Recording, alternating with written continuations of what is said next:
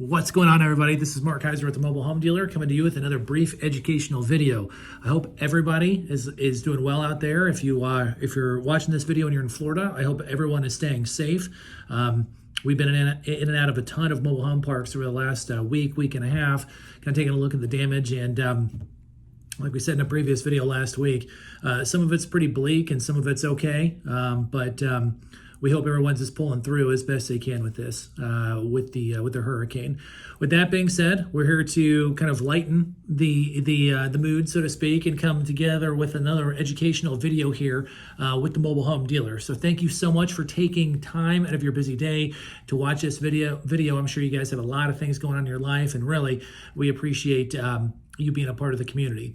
But if this is your first time, or if you haven't yet done it, make sure you smash the like button and subscribe to the channel so that you're up to speed with everything that we're doing here at the Mobile Home Dealer, whether it's some of the properties that we have coming up later this week, and those videos, educational videos, how-to videos, you name it.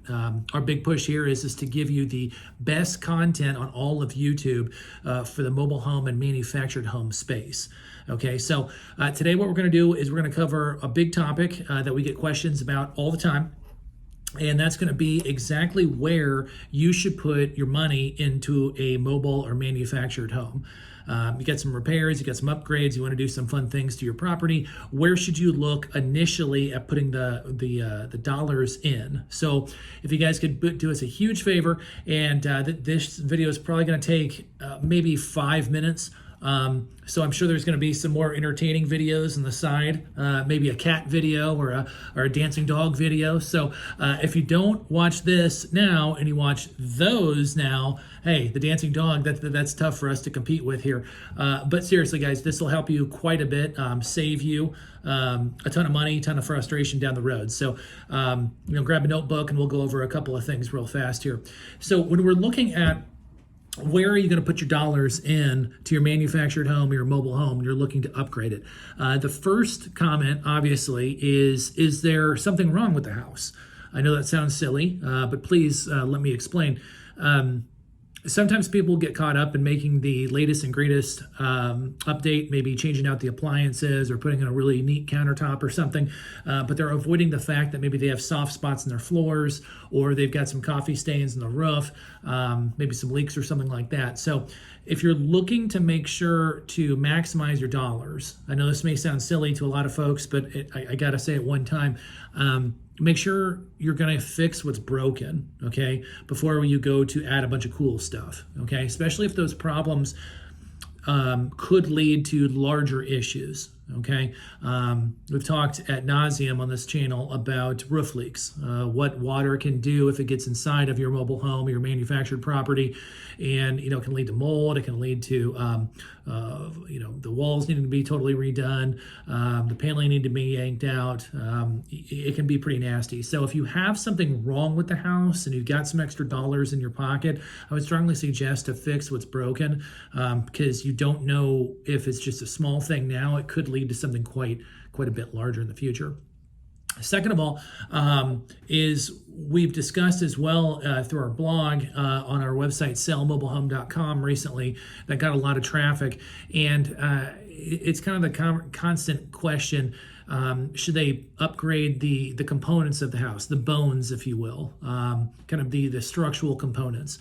And I would definitely say yes. I would definitely say if you have a budget for updating your property, look to update the bones first. Okay, so what are the bones? Well, the bones are going to be your roof, your electrical, your plumbing, your AC unit. Those are going to be the main things. Updating the paneling, if it's an older property and it's got kind of that woodish paneling and you want to yank that off and put up a sheetrock or drywall, something like that, that's okay. There's nothing wrong with that. But I'd probably put that kind of towards the bottom of the list. I would definitely use your budget to update the bones. Okay, so we already discussed in this video about if something is wrong with the actual structure of the house, get that taken care of first. If something's broken, broken window, leaky roof, that type of thing. Assuming everything is in good working condition, I would then go to that. I would go to maybe sealing the roof. Okay, maybe swapping out some of your subflooring and making sure that all those soft spots are gone. if your home hasn't been updated with the electrical in a new electrical box, putting money into that. Another thing is that a lot of these mobile homes, the older units, they didn't come with central AC from the factory. If they do have central AC now, a lot of times those were put into aftermarket. So I'd look at your AC unit, whether it's a central AC unit or a window unit, or if you have a mini split, then that's a newer product, so you're going to be fine. But I would definitely check out the AC units. Make sure that those window AC units are blowing ice cold. Make sure the central AC is ice cold. Make sure it's up to date on service. Make sure that it's just in good working order. Again, putting those dollars into the components of the house, into the structural components, are going to pay dividends. And here's why, guys. When you go and you have a budget and you go and you fix the components first, okay, the bones, like we've talked about a couple times now. I don't know why I keep saying bones, but the bones, I guess it's the word of the day. Then that's going to bring a tangible value to the next buyer. Okay. By that I mean, if you go to sell your property and you can say, hey, last year I put a new roof on and here is the receipt and the warranty. 2 years ago I put a new AC unit in. Here's the receipt. Maybe there's a warranty there too. That's going to be able to provide the new buyer with the ability to really see that you have put a lot of money into the property and that it is worth it for them to pay you for that. Okay, let me run that by you one more time. If you have a structural upgrade, make sure you keep the receipt, make sure you have all the information of the service tech, the company, etc., and make sure you carry that with you when you go to sell the home and factor those dollars that you spent on those items into the price of the home. Okay, so for instance, with us here at the Mobile Home Dealer, we always work with all of our clients to make sure that we fully understand all the structural upgrades, because the structural upgrades a lot of times will bring cold hard cash to them in their hand when they go to sell the home. Now, if we flip it over and we say, all right, let's look at like a cosmetic upgrade, okay? What would be a cosmetic upgrade? Well, maybe like a paint color to an extent, like countertops to an extent, paint on the outside, those types of things. If you swapped out the carpet to put a new carpet, that's kind of a cosmetic item. The reason why is because if you spent your repair budget on paint and new carpet, and the new buyer or the buyers who are interested in looking at your house, they don't like your paint color and they never wanted carpet to begin with. They wanted hardwoods or they wanted laminate or tile. You're kind of heading up a creek without a paddle there, right? Because now you've spent your dollars on something that, number one, they don't want. Number two, it was your personal decision on what color you chose, and that may not be exactly what the new buyer is wanting. Okay. Now, if we take the carpet and the paint example and we flip it over and we say, hey, I spent my budget on, and I put on a new roof, and this roof has a warranty with it. Well, that's a tangible item because that fixed the structural components of it, right? So whether they like the color of the roof or not, it frankly doesn't matter, because a roof is a roof. It's just like a central AC unit to an extent is a central AC unit. Now, that second part might be a little bit more debatable, but if you upgrade the roof, it is what it is. It's an upgraded roof. So it doesn't really matter if they like it or not, because it's kind of a one size fits all. So when you're looking at kind of updating your property and putting dollars into your property, really make sure that you fix what's broken. Second of all, you want to make sure that you put your dollars into the structural upgrades, the bones, right? So that's going to be the roof, the AC, the wiring, the plumbing, any soft spots in the flooring system, that type of thing.